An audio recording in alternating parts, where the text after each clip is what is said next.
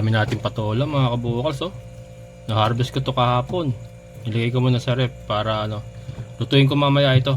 Igigisa ko sa miswa ulit, as usual.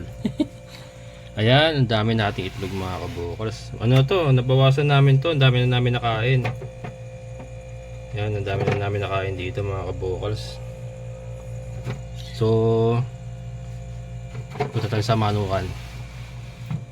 Ayan. Yung chiller ko para hindi kagad masira.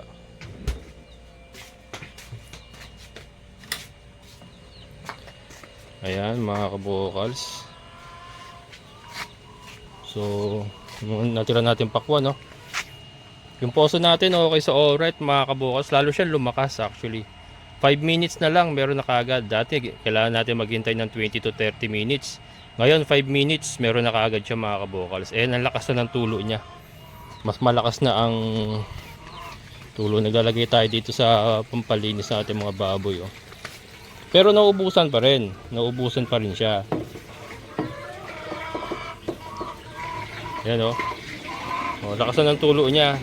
Ang lakas na. Pero nauubos pa rin yan. Pero ang maganda nga, pagpahingahin mo lang siya 5 minutes, meron na naman. Kaya lumakas. Lumakas siya. Ayan, ito yung ating mga manok. Ito yung ating aquaponics pond. And yung ating mga layers. Dito na magulo, hinarang ko ito kasi naglalabasan.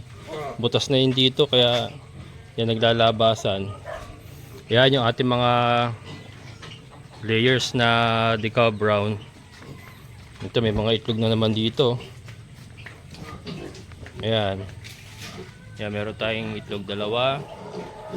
So ano na, ilalagay natin sa battery cage mga kabukals kasi ano natin, i-egg booster na natin para mapakinabangan sila kahit papano, maka 50% man lang, maka kumbaga bawi man na sa kinakain nila kasi pakain lang tayo ng pakain, walang ganansya eh. So maka 50 or 60% man lang, at least may tubuin pa konti habang naghihintay tayo sa kapalit nila. Kasi kailangan pa natin yung karamihan sa kanila gawa ng ginagamit nating breeder. At saka marami din kasi akong may mga bumibili-bili ng itlog kahit papano na brown eggs. Pero ito, saka para maano na rin natin mga kabukals, masubukan na natin yung talagang full load ng ating chicken phonics. Kung kakayanin ba talaga. Kaya para mapakita ko na sa inyo yung talagang purpose po ng ating chicken phonics kung bakit ginawa natin ito, para lalo nyo ma-picture out. May mga tagas lang tayo, ayan, kasi nga ang taas na ng tubig natin. So itong tagas na ito nagmumula yan sa taas kasi nung mababa pa yung tubig wala naman tayong tagas eh. So meron tayong mga crack sa taas siguro, pero okay lang yan, hindi naman nababawasan yung ating tubig. And umuulan-ulan na re-refillan naman. So ayan, ito mga layas kasi ito, kaya pinaguhuli ko na. Yan mga layas yan. Yan yung mga nakalabas doon sa butas. Ito may itlog, oh. May itlog na sa battery cage. Tatanggalin natin yung dalawang rooster. Ayan, oh. Sinetap ko na, may mga pakainan na lahat. Wet feeding kasi tayo mga kabukals, kaya ganyan ang pakainan natin. So pagkatapos ng feeding, nag-overheat, sorry. Nag-upload kasi habang nagbi-video. Isa lang po kasi gamit natin cellphone pang upload saka pang video. Nag-upload siya at the same time nagbi-video ko. So sobrang nag-init, nasira yung ating video. So yun, resume tayo. So ito nga, wet feeding kasi tayo, kaya ganito po yung ating mga pakainan. Yung katulad ng style natin nung nasa loob sila na naka-battery cage, wala tayong binago dyan. Ganun pa rin. So ayan mga kabukals, ipuhulihin ko na. Ilalagay ko na sila dito isa-isa para makita natin kung magkakasya ba. Itong rooster na to ilalabas natin yan. Itong dalawang Rhode Island yan lang yan. Kasama na yan sa magpo-produce. Ayan, huhulihin ko muna mga kabukals at para ma-load na natin.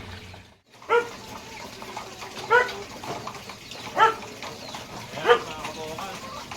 So i-check muna natin kung may problema ba, may magaba ang mukha, sarado ba ang mata, ibig sabihin may sipon. Yung puwet, madumi ba yung puwet, may puti-puti ba yung puwet. So yun po yung mga check natin. Kasi yung mga ganon, i-separate na natin mga kabukal. Sisipensyahan ko na kagad. Hindi na natin gagamutin kasi nga thunders na.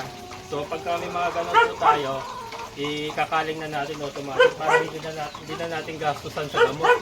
Kasi sayang din naman. Ganun din eh. Hindi na rin siya magiging productive. Okay mga kabukal. Okay to, okay.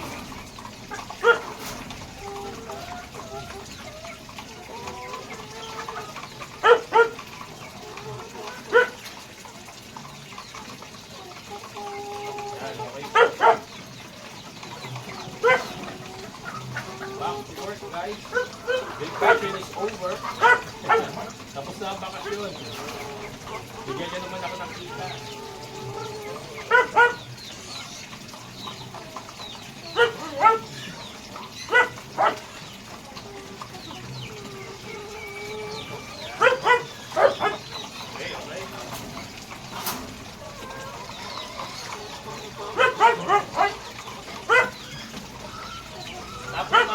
Pagka nasa battery cage na sila, i-monitor natin yung mga nangingitlog.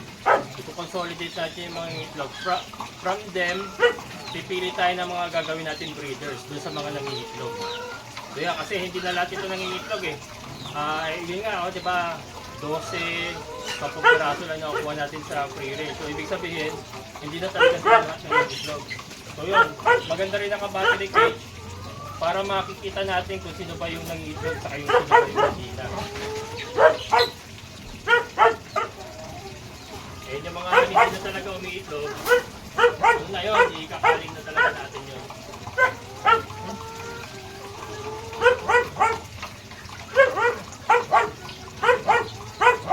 Oh! Kaya! Malit talaga sa manok yung aso na yung mga kabukal.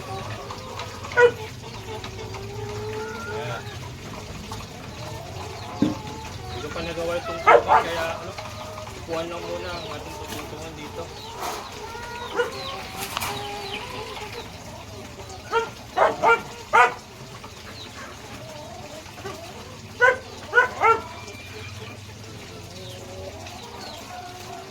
Mahirap na rin kasi makabili ng decabron na talagang decabron mga kabukal. Iba na kasi yung mga brown Jaeger ngayon. Yung mga DOTC. Yung mga DODO, yung may mga code na. So kahit si Sir Juan Agriventure, wala na siyang decabron talaga. Ano ba yun? May iba siyang tawag. Kaya ito, nagbabalik na tayo. Kasi gusto kong makip yung lahi ng decabron. Gusto ko siyang makip, ma-propagate pa natin. Kasi ayun yan po makikita natin sa mga palahi natin na yan kung maganda ba yung magiging resulta ng balikin na. So far walang nagkakasakit, maganda yung paglaki. Yung itlog na lang, titignan natin dyan kung okay ba.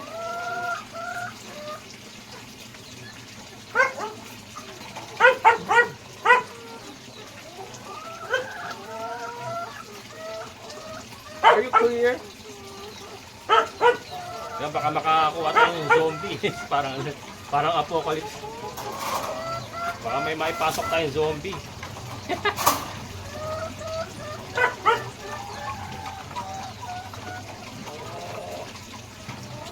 Kasi may nakita ako dito, may nakikita akong lumulubo ang mukha kanina eh. So yun ang ko eh.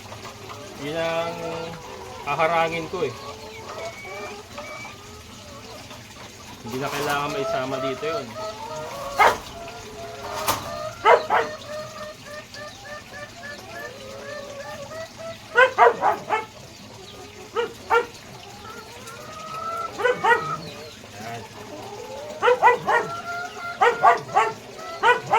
Oh! Ingay ah!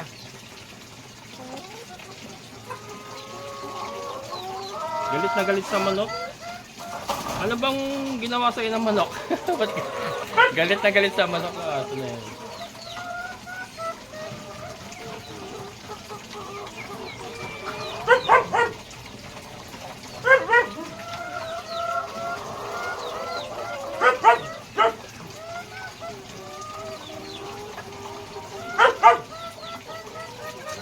So kayo, napansin yung mga mukha mga kabukal sa mumula na yung iba. May iba namumula, meron iba na ano, hindi namumula. So yung namumula, yun yung ano, sa tingin ko yun yung mga mangingitlog pa or nangingitlog pa. Taas na tayo maglalagay. Sa gitnaan, baka magtatluhan tayo dyan para magkasya sila lahat. Tatatlo natin.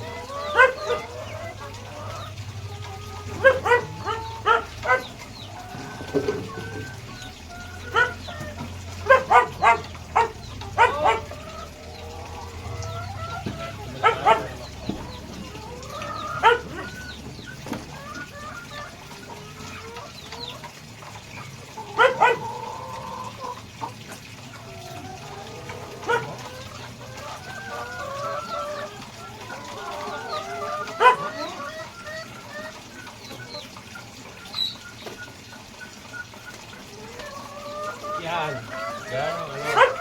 Wala pong tuntungan. Hindi pa nagawan eh. Tagal naman na sa upuan.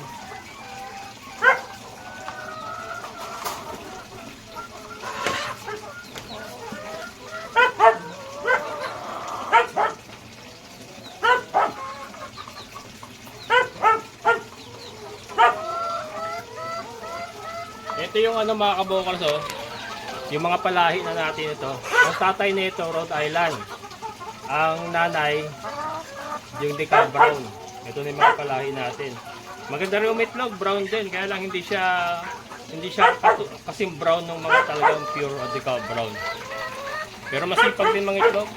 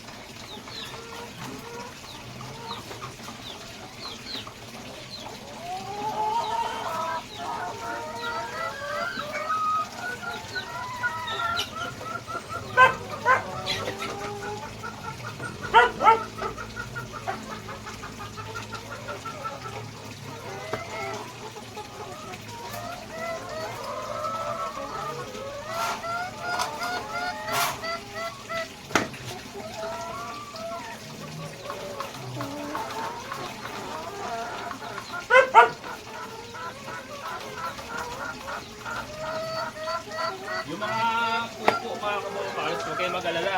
Hindi mag-accumulate ng todo yan kasi yung ating mga hito ay sanay na kumain ng dropping sa mga manok. So paglaglag pa lang, pag splash pa lang sa tubig, pak, nag-aagawan na kagad yung ating mga hito. And disclaimer lang po, ang mga hito po dito sa ating fish pan ay hindi po natin ibebenta. Hindi po pambenta yan mga kabokals. Nandiyan po sila para kontrolin yung lamok at saka yun nga, kainin yung mga droppings ng ating mga manok para po hindi po mangamoy, hindi mag-accumulate yung langaw at hindi masyadong mag-accumulate yung ammonia. And then at the same time, meron tayong aquaponic system nga. Ayan. So, sa mga bago sa channel ko, baka hindi nyo lang po kasi meron po mga nanonood na nadidismaya kaagad. Not knowing yung talagang hindi nila nababacktrack yung ating video.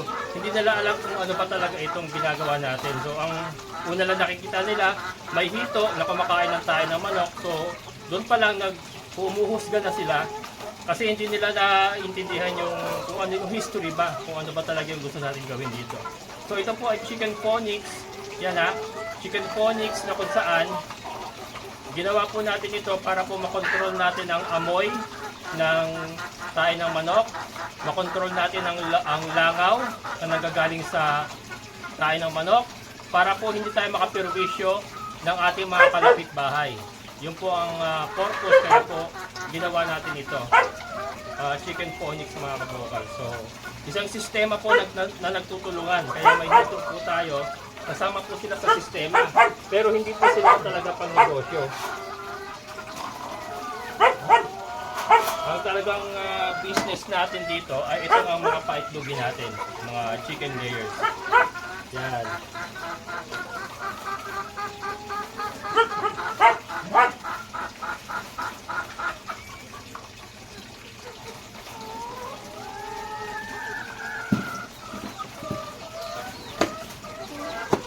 gumagana naman eh kasi, 'di ba, yung ating mga palahi, ang lalaki na niyan. Parang mga dumalaga na 'yan. And so far wala po akong amoy na matinding amoy na mabaho na katulad dati nung nakalupa lang tayo na talagang naiipon yung tae nila sa lupa. Umaamoy talaga mga kabukas lalo na pag nabasa ng ulan at nilalangaw talaga ng todo.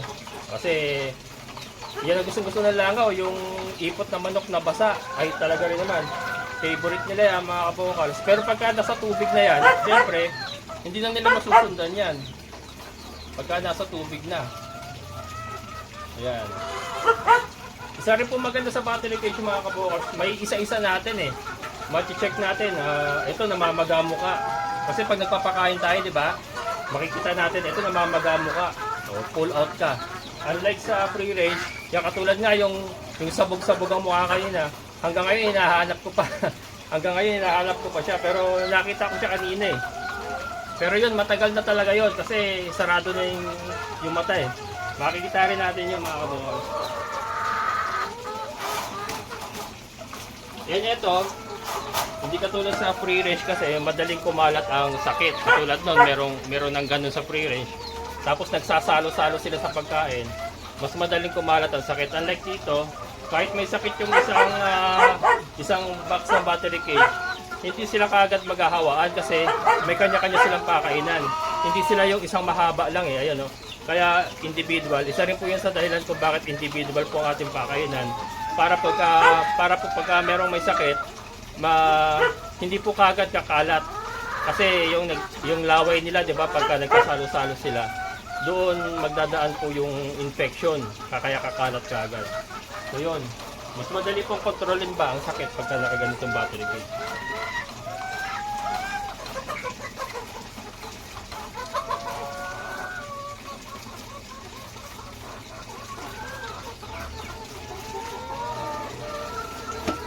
And syempre, mas productive pagka naka-battery cage kasi less movement, less burning ng nutrients na kinakain nila, better egg production kasi yung nutrients po na nakakain nila galing sa layer feeds talagang nagagamit nila sa pagpo-produce ng itlog. Kaya mas productive po pagka naka-battery cage. Yan. So yung siguro mangyayari po niyan, tuloy pagka napalitan natin sila halimbawa ng mga bago tapos nag-edad na po ng mga 1-2 taon, yan po pwede natin i-free range para i-recondition ba. Ito parang na-recondition to mga kabukas kasi ang tagal nila nasa ano eh. Ang tagal nila nakakawala. So parang ano yan, na-recondition. Kaya lang syempre yung peak nila wala na. Hindi na natin makukuha yung peak niyan.